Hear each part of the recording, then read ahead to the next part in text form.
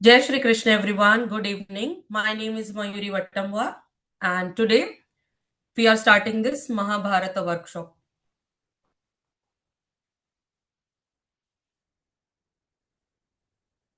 Just a minute, I'll be sharing the slide.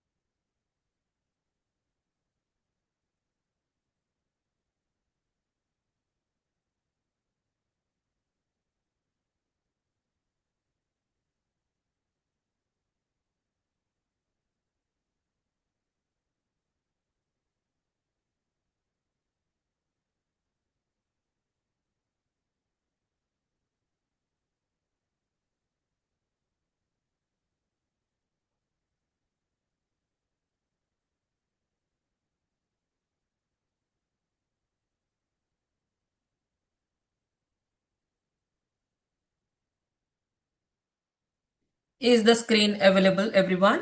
Is it visible on the screen? Yes, ma'am. Yes. Tales of Mahabharata आपको दिख रहा है screen पर? जी ma'am. जी। और सबको मेरी आवाज क्लियर है? जी ma'am. Yes ma'am. And yes, English और हिंदी हम दोनों लैंग्वेजेस यूज करेंगे यहाँ पर। Okay everyone? यस। तो शुरू करते हैं द टेल्स ऑफ महाभारत। सब जानते हैं महाभारत कितना बड़ा काव्य है। Yes, Mahabharatam is such a vast scripture.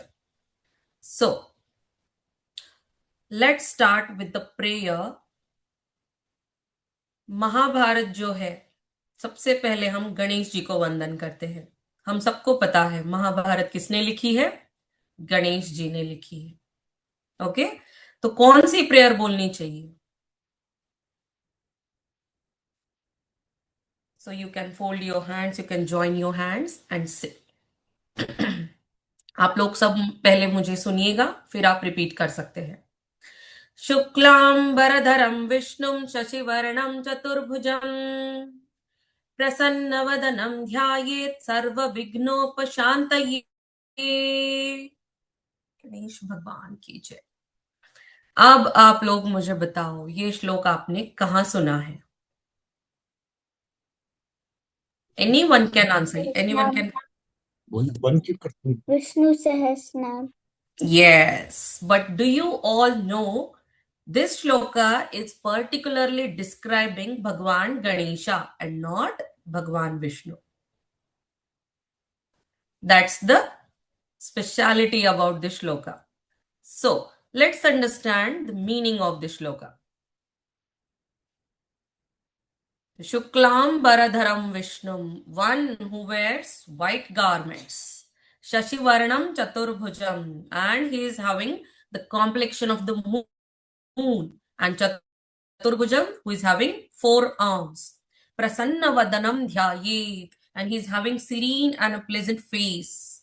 And Dhyayet, we are meditating upon him who is Sarva Vignopashantaye, who pacifies all the obstacles, who removes all the obstacles from our life. So who is called as Vignaharta? Ganesha is called as Vignaharta. Why?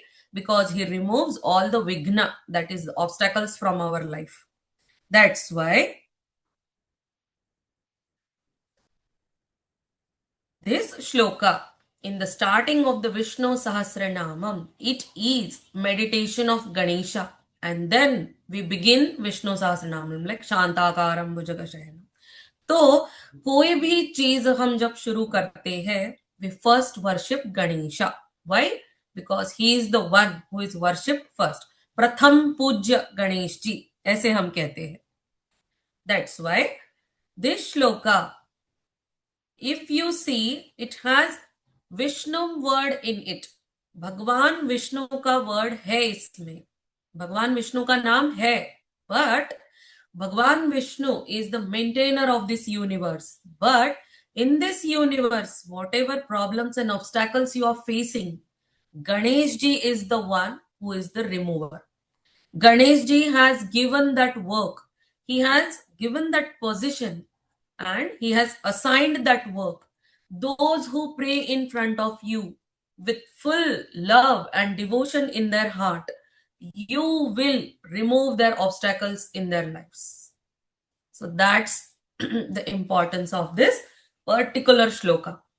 I think many of you have learned this shloka in Vishnu Sahasranamam, and till the date, till today, you must have been feeling that this shloka is describing Bhagwan Vishnu.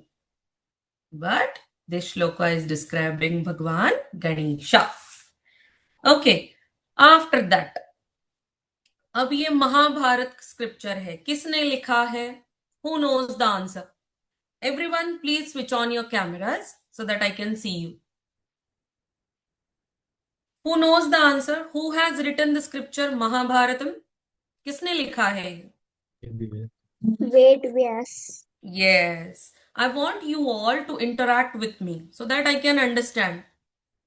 आपको समझ में आ रहा है, नहीं आ रहा है, interest आ रहा है, नहीं आ रहा है, मुझे पता चलेगा. Okay, please interact in the class. So Maharshi Vedavyas has written this Mahabharatam. Yes, Maharshi Vedavyas is incarnation of which god? He is incarnation of Bhagwan Vishnu. So second shloka we will be dedicating to Bhagwan Vishnu. Whichever shlokas we are chanting in the class, the text and audio will be sent in the WhatsApp group. Okay? So just listen to me, what I am saying, and understand the reason behind them. So now we'll chanting a shloka to salute or to bow down, to worship Narayan, that is Bhagwan Vishnu. Narayanam namaskritya naram chaiva narottamam devim saraswatim vyasam tato jayamudiraye. This shloka, where have you heard? किसी ने सुना है ये श्लोक? अगर हाँ तो कहाँ?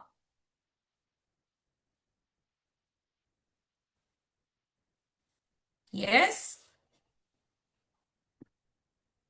ये श्लोक भी विष्णु सहस्रनाम में ही आता है स्टार्टिंग में, क्योंकि ये विष्णु सहस्रनाम जो है वो महाभारत का ही एक पार्ट है, इसीलिए भगवान नारायण को हम यहाँ पर वर्शिप करते हैं. So let's understand the meaning of this shloka. Narayanam namaskritya. I bow down in front of Narayana, that is Bhagwan Vishnu. Naram chaiva narottamam. Also I bow down in front of Nara Rishi. नर और नारायण ऋषि आए थे सतयुग में बद्रिका आश्रम पे, which is situated in the Himalayas. Okay, नर ऋषि और नारायण ऋषि. नर ऋषि यानी अर्जुन, जो द्वापर युग में महाभारत में वो अर्जुन बन के आए थे, और नारायण ऋषि यानी भगवान कृष्ण आए थे द्वापर युग में. So in this shloka we are saying that I am bowing down in front of both the rishis, Nara Rishi and Narayana Rishi, and both of them are the forms of Bhagwan Vishnu. Devim Saraswatim Vyasam. Again we are bowing down in front of Devi Saraswati, who is the goddess of wisdom and knowledge. And we are bowing down in front of Vyasa, sage Vyasa, who is the writer of all the scriptures. We are bowing down in front of him. Tato Jayamudiraye. Who has written this Jaya? Jaya means it was the name of Mahabharata. Before it got the name Mahabharata, it was called as Jaya. So according to this shloka, we are saying that Vedavyas, Maharshi Vedavyas, he is the one who created or who had the concept of this Mahabharata, the scripture for writing. He had the idea so that he could give us knowledge and wisdom about this scripture. And before reciting this Mahabharata, we are bowing down in front of Nararishi, Narayan Rishi, Devi Saraswati, and Sage Vyasa. So that's why this shloka has been included. Narayanam namaskritya naram chaiva narottamam Devim Saraswatim Vyasam Tato Jayamudirayet. Jaya means Mahabharata. So keep in mind, before it got the name Mahabharata, it was called as Jaya. Jaya means victory, the tale of victory. So understood? This was the second shloka. Now, there is a third shloka, which is also called as Vyasa Stuti. And this shloka you will be finding it in Gita Mahatmyam, particularly in the Ridhanyasaha. Gita Mahatmyam has a part which is called as Ridhanyasaha. You can find this third shloka there. So let's see which is that third shloka. The third shloka is Namostu te vyasa vishal buddhe Pullara vindayata netra येन त्वया भारततैलपूर्णः प्रज्वालितो ज्ञानमयः प्रदीपः. Okay, everyone. So this shloka means that we salute or we bow down in front of Sage Vyasa, who has Vishala Buddhi, that is vast knowledge, and Pullara Vinda Yatapatra Netra, whose eyes are very wide and they are like fully bloomed lotus. They are like petals of a fully bloomed lotus. And you, O sage Vyasa, you lit this lamp of knowledge, and this lamp has oil, which is Mahabharatam. And with this lamp, you are illuminating the whole world. You are giving the world the knowledge of 4 Purusharthas, Dharma, Artha, Kam, and Moksha. Also, this Mahabharatam had so many stories where we learn so many morals.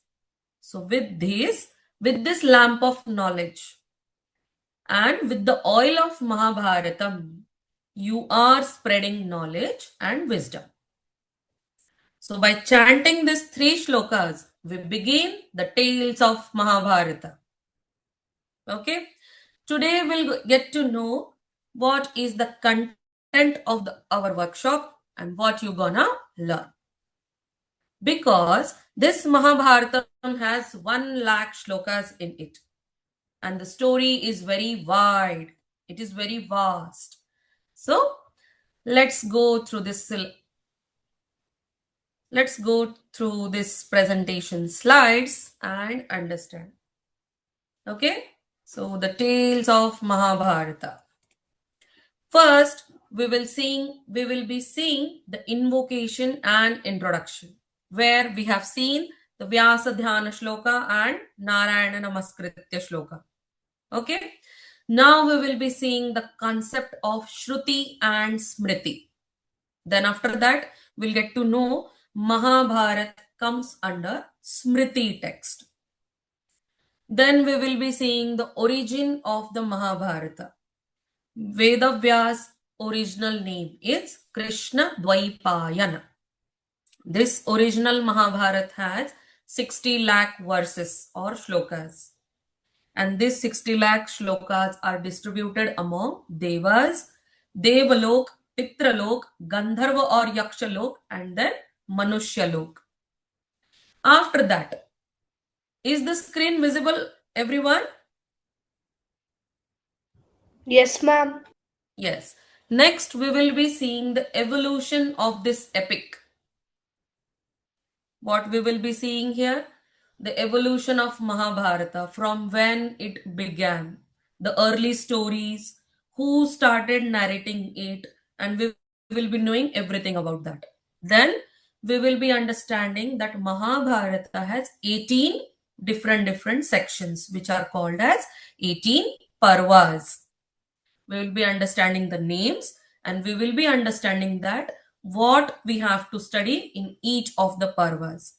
And then we will be understanding that why number 18 is so much common in this Mahabharatam.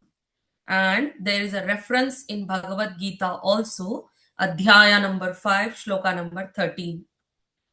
It has Navadvara Shloka, and where you can understand that Bhagavan Krishna has revealed why everything is 18 in this Mahabharatam. Next, we will be learning the legendary stories from which we will be learning the morals and the values. We'll be learning the story of Nala and Damayanti, story of Dushyanta and Shakuntala, story of Yayati, story of Pururava and Urvashi, then story of Savitri and Satyavan, story of Kacha and Devyani, and also the story of Rishi, Rishyashringa. And Rishyashringa is again continued in, he was from Ramayana actually. He was from Treta Yuga, and his legacy continued in Dwapar Yuga in Mahabharatam also. Rishyashringa was son-in-law of Dashrath king. He was husband of Devi Shanta, the daughter of King Dashrath and Devi Kaushalya. So these are the stories we will be learning. And from these stories, we will be learning morals and values. Next, we'll understand the family tree of Kuru dynasty.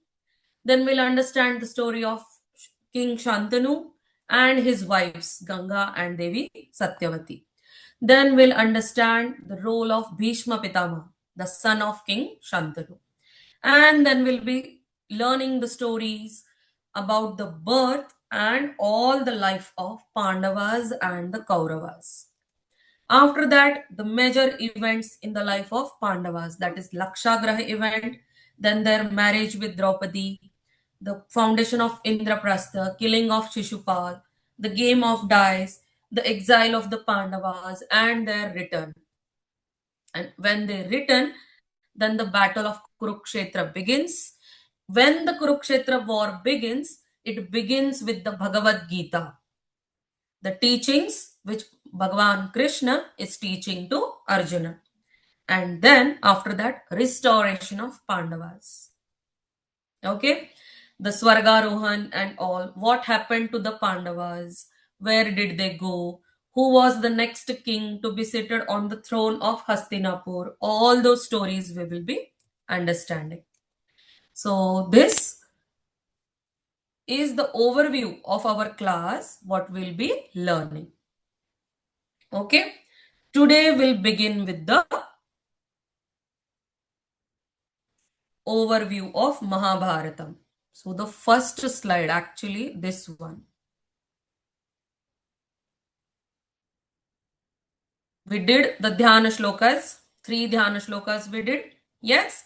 After that, the second thing is concept of Shruti and Smriti. So what is this Shruti and Smriti? श्रुति और स्मृति किसको कहते हैं? तो आइए समझते हैं. Is everyone comfortable with my Hindi? Yes. Yes, ma'am.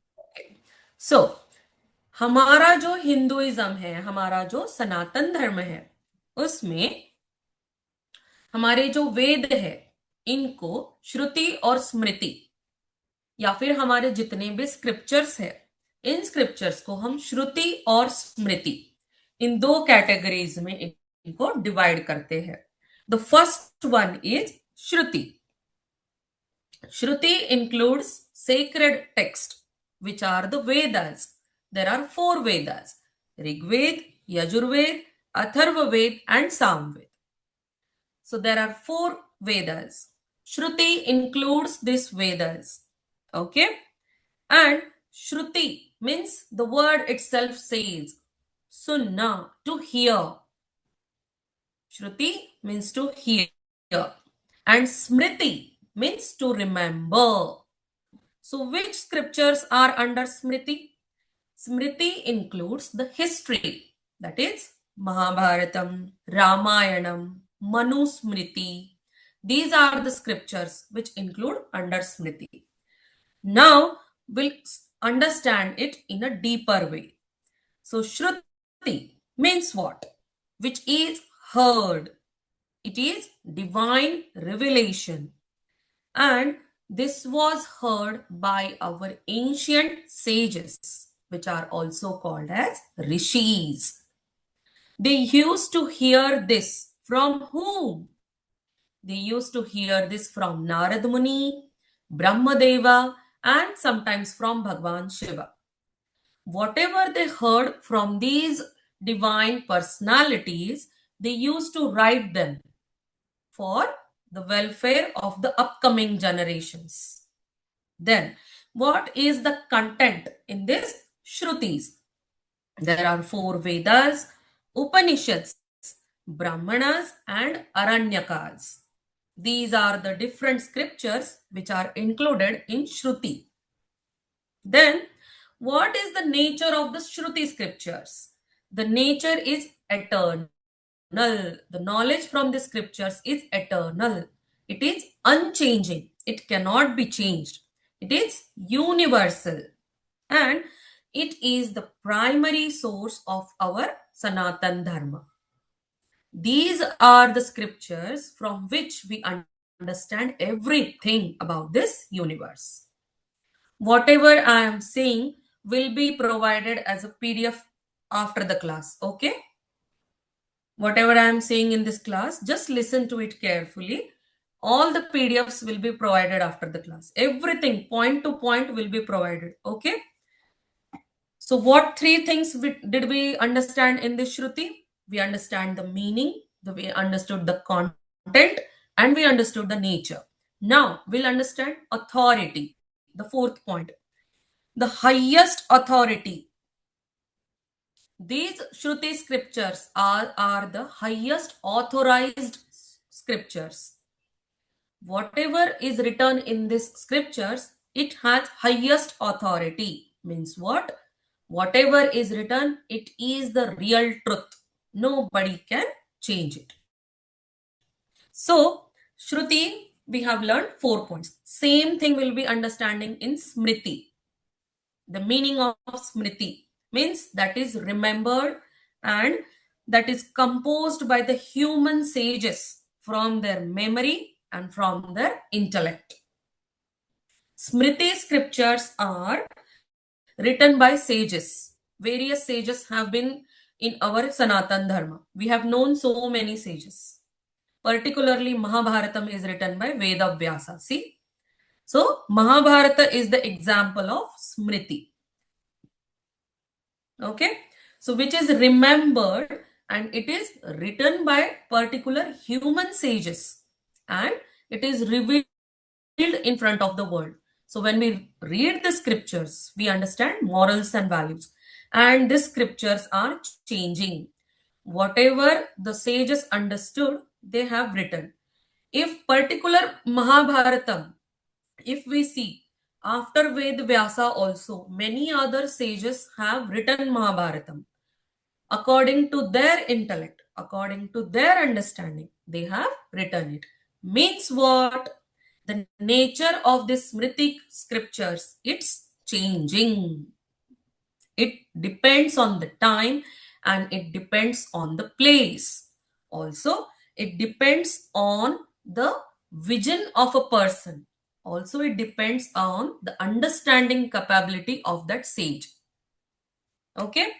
So, the content of this Smriti are Mahabharatam, Ramayana, other Dharma Shastras like Manu Smriti, Vedangas, Upavedas. These are the examples of Smriti scriptures.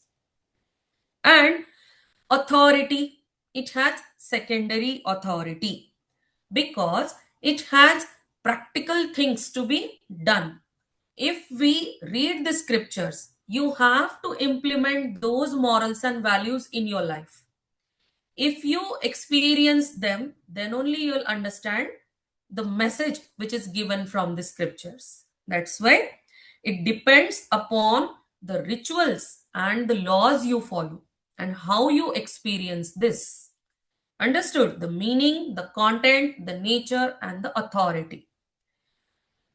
So, in this way, Shruti and Smriti are divided.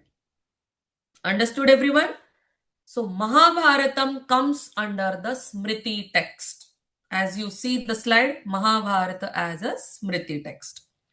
Now we will understand exactly what is Mahabharatam. Okay, तीसरा slide जो है.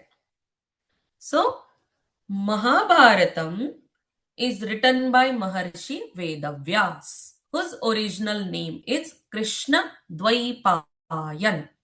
Now we'll understand who are his parents. Krishna Dvaipayan, that is Maharshi Vedavyas. Why he got the name Vedvyas? Because he has written the 4 Vedas, 18 Puranas, and so many Upanishads. That's why he got the name, he got the title Ved Vyasa. But his original name is Krishna Dvaipayan. And now going through, who are his parents? His parents are Sage Parashar Muni. Sage Parashar. And his mother is Devi Satyavati. Understood? Krishna Dvaipayana is Maharshi Vedavyas. And his parents are Devi Satyavati and Sage Parashar. Now we'll understand the original composition of Mahabharatam. The Mahabharata is an Indian ancient epic where the story revolves around 2 branches of a family, the Kauravas and the Pandavas. Kauravas are the 100 brothers, Pandavas are the 5 brothers. Okay? And they are fighting in the war of Kurukshetra. Why they are fighting? They are fighting for the throne of Hastinapur. The elder brother of Kaurava is Duryodhan and the elder brother of Pandava is Yudhishthira, Dharmaraj Yudhishthira. Both of them want to be the king of Hastinapur, and that's why the war began. So, this was the story of Mahabharatam actually. The theme of Mahabharatam is the Kurukshetra war. But only Kurukshetra war is not the story. Okay? So, the distribution of this Mahabharata shlokas is original Mahabharata has 60 lakh shlokas. Okay. The first 30 lakh shlokas were narrated by Narad Muni in the Devaloka. Means, the Devaloka means in the heavens. Swarga in the Swarga. These 30 lakh shlokas were narrated by Narad Muni in front of the Devatas. Then 15 lakh shlokas were narrated by Asit Rishi and Devala Rishi in Pitraloka. These are the upper lokas. These are above the earth. Okay. In Pitraloka means in the ancestors' loka. These 15 lakh shlokas were narrated by Asit Muni, Asit Rishi and Devala Rishi. Then next 14 lakh shlokas were narrated by Shukadeva in the Gandharva or the Yakshaloka. Okay. And lastly, the 1 lakh shlokas came into the Manushya Loka. That is, we, the human mankind on our earth. And these were narrated by Vaishampayan. He was the disciple of Vedavyasa. And Vaishampayan narrated this 1 lakh shlokas in front of whom? in front of King Janmejeya. Now, who is this Janmejeya? Who knows the answer? Janmejeya कौन थे? Who knows the answer?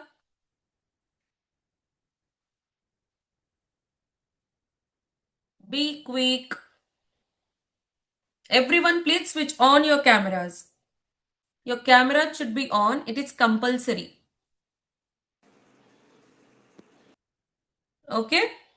So, Janmejeya was son of King Parikshit. King Parikshit was son of Abhimanyu. And Abhimanyu was son of Arjuna. So, indirectly, we can say Janmejeya was great grandson of Arjuna. He was the last king of the Kuru dynasty. Okay. So, Janmejaya was performing one yagya. And in that yagya, during that yagya, Vaishampayana narrated all the 1 lakh shlokas of Mahabharatam. Because Janmejaya insisted him, I want to know everything about my family, my ancestors, what has happened in their lives. I want to know everything. And till today, this Hastinapur, I am the king of this Hastinapur. But I want to know what has happened when my father Parikshit was ruling this kingdom. I want to know when my grandfather Abhimanyu, what happened with him in the Kurukshetra war. Also, I want to know my great grandfather Arjuna, what has he done in his life and why was he so much famous for the archery. I want to know everything. Also, I want to know how my Kuru dynasty has evolved and how I became the king of this Hastinapur. I want to know the answers of all these questions. That's why please narrate the whole story.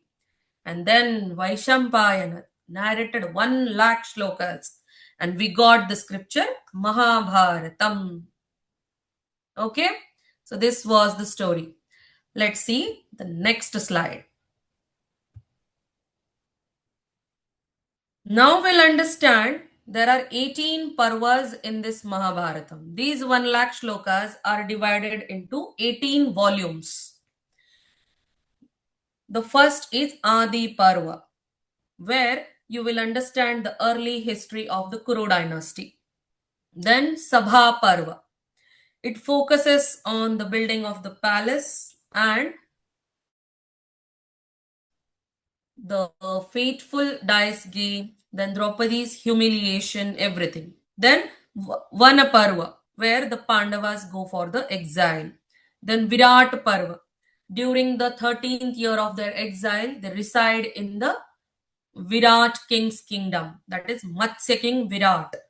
Then Udyoga Parva, where they start the preparations for the war, which was to be held, like the Kurukshetra war. Then Bhishma Parva, it is the 6th part, where we will be seeing the beginning of the war and lessons of Bhagavad Gita and how Bhishma Pitamaha understood and realized his mistake. Then in the Drona Parva, we'll see how Dronacharya was the leader, was the chief commander of the army, and we'll see how he died, how Abhimanyu died, and how the death of Ghatotkach also has happened. Then in the Karna Parva, we'll understand everything about Karna. Then Shalya Parva, Shalya Mama, that is the uncle of Nakul and Sahadev. We'll understand about him, how he was strict and how he got included in the army of Kauravas and what happened with him. Then the 10th, Sauptika Parva, where we will see how Ashwathama's brain got washed and he tried to kill Arjuna and the Pandavas. But instead of killing the Pandavas, he killed Upapandavas. And we'll see the story. Then in the Stree Parva, we'll see what happened to the women after such a big war. What happened to every all the ladies. Then the story of the lamentations of the women after the war. Then the 12th part is Shanti Parva, where Yudhishthirji, Dharmaraj Yudhishthir, he was declared as the king of Hastinapur, but he was not feeling good. He was feeling overwhelmed. And that's why what he was feeling and what happened with him, who guided him, who pacified him, and how he changed his mind and how he became happy again. This is the story in the Shanti Parva. Then in the Anushasana Parva, Bhishma Pitamaha narrates Vishnu Sahasranama. We'll understand the story of Vishnu Sahasranama and his message to everyone present there, and how Bhishma Pitamaha then leaves his body. Then next comes the 14th Ashwamedhika Parva, where Yudhishthir Maharaj performs the Ashwamedh Yagya. Then in the Ashramavasika Parva, we will understand how Gandhari, Dhritarashtra and Mata Kunti, they went for retirement. In the Musala Parva, that is the 16th part, we will understand how the Yadava clan, the clan of Bhagwan Shri Krishna, they fought between themselves and their clan was destroyed. Then in Mahaprasthanika Parva, we'll understand the Pandavas' journey to the Himalayas. And at the last, in the 18th Parva, Swarga Rohana Parva, we'll understand their journey to the heaven and their reunion. In this way, these 18 Parvas, we will be understanding the main stories and we'll understand what was happening in this Mahabharatam. Okay? Then the significance of number 18. Why this number 18 is so much common in this Mahabharatam? What 18 are there? There are 18 Parvas. The Kurukshetra war was fought for 18 days. There were 18 regiments, that is 18 Akshayoni Sena, which were fighting in this war. Then there are 18 chapters of Bhagavad Gita. Everything is 18. Then the symbolic meanings. We have Pancha Mahabhutas. Our body is also made of 18 elements. And we'll be studying those 18 elements. Also, there is a shloka in Bhagavad Gita, chapter number 5, chapter number 5 and shloka number 13. Sarvakarmani manasa sannyasyaaste sukham vashi navadvare pure dehi naiva kurvanna karayan. Where Shri Krishna is saying that our body has 9 gates, 2 eyes, 2 nostrils, 2 ears, 1 mouth, and 2 genitals. Or we can say the hidden organs. With these 9 gates, when 2 people get connected, means 9 gates of one man and 9 gates of another person. 9 plus 9, again 18. So that's the thing, that's the speciality. Everything is 18. When 2 people are connected spiritually, physically, anything, again the number forms 18.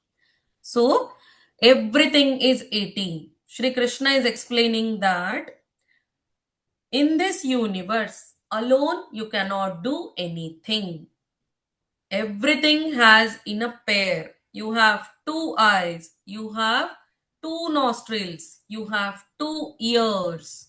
Likewise, everything in both combinations, like combination of 2.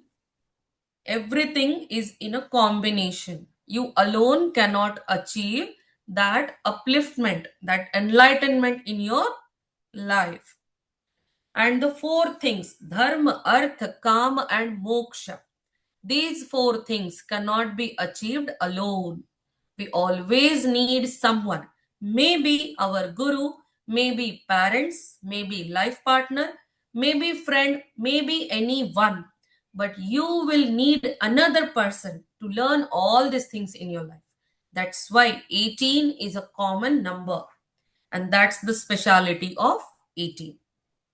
Understood, everyone? Now, I want to tell you one rule how to keep, like, remember or how to memorize all these things. There is a rule 7, 3, 2, 1. What is this rule? 7, 3, 2, 1. If you start reading some scripture, read a particular part. Read it continuously for 7 days. Do not interrupt. Continuously read that much part for 7 days. Then give a gap. Then read that much part for 3 days. Then give a gap. Then read that much part continuously for 2 days. Then give a gap. And one day, read it again.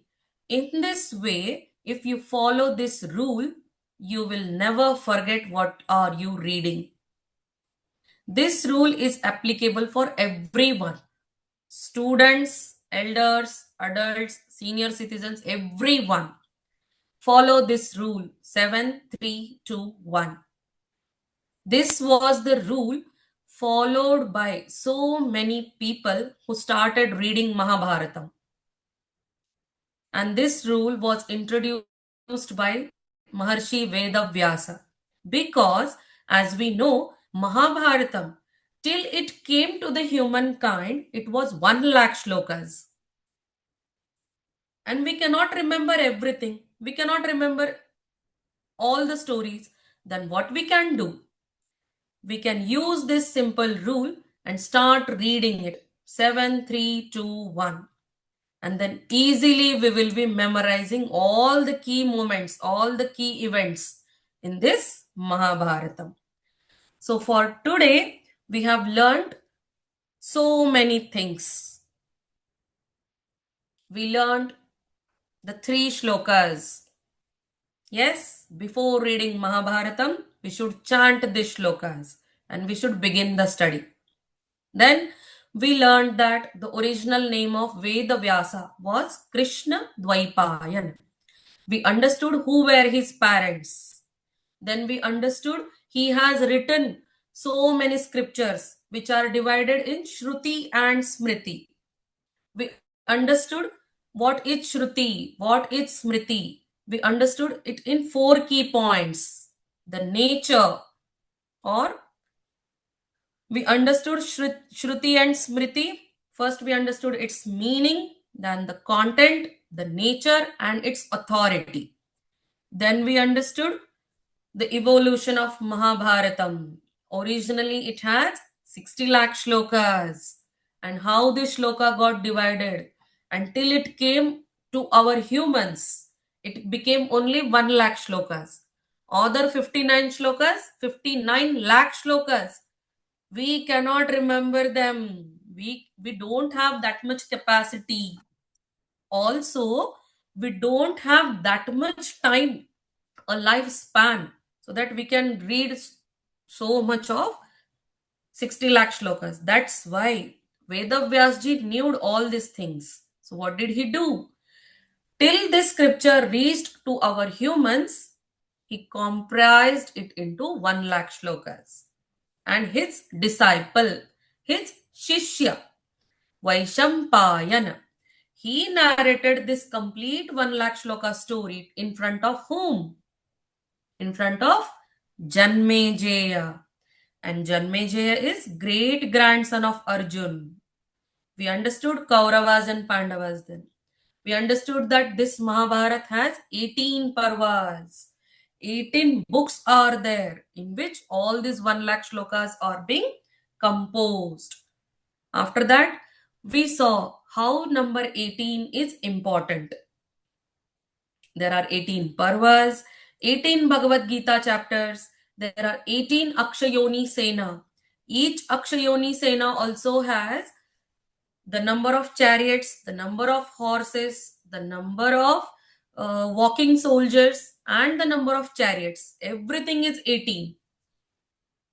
We understood the significance of 18, and the reason behind it is written in Bhagavad Gita, 5th chapter, 13th shloka. Also, I explained you the meaning that human body has 9 gates. When two humans unite, it becomes again 9 plus 9, 18. So this was the significance of 18. Then we understood the names of the 18 parvas and what is the content in that. And to remember all these things, Veda Vyasa has provided one Ramban Upay, as we say. He has given us a simple trick, which is also called as mnemonic. And the simple trick rule is 7, 3, 2, 1. So whatever you are studying, continue it for 7 days, then take a break. Again study it for 3 days, take a break. Again study for 2 days, take a break. And last day, when you start reading, you will all remember everything by your own. That's the rule. So in this way, we have learned this much of topic in today's class. Now tomorrow, we will be learning the story of Nala and Damayanti. Also, we will be learning the significance of 18 again in detailed format. And we'll be learning two stories. The story of Nala and Damayanti and the story of Dushyanta and Shakuntala. We'll be understanding those two stories, and also we will be understanding Vaishampayana, how did he start narrating this story to Janmejaya? What had happened? Why he started narrating? Why Janmejaya wanted to know everything? Okay, everyone? The PDF will be provided. Everything is written in the PDF. You can go through it, and tomorrow you can ask me questions. For now, if you have any questions, you can ask me. How did you feel? Are you understanding everything? If anybody wants to speak, you can unmute your device and say.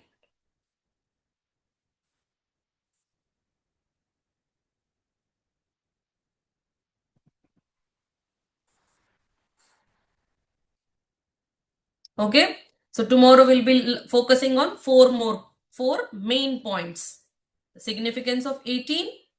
Why Janmejaya wants to hear the story from Vaishampayana. The story of Nala and Damayanti. And the story of Dushyant and Shakuntala. 4 things we'll be learning tomorrow. Okay, everyone? So we'll do the Samapan Prarthana. Yes? Join your hands. Yogesham Satchidanandam Vasudevam Vrajapriyam Dharma Samsthapakau Virang Krishnam Vande Jagadgurum. Jai Shri Krishna, everyone. Good night.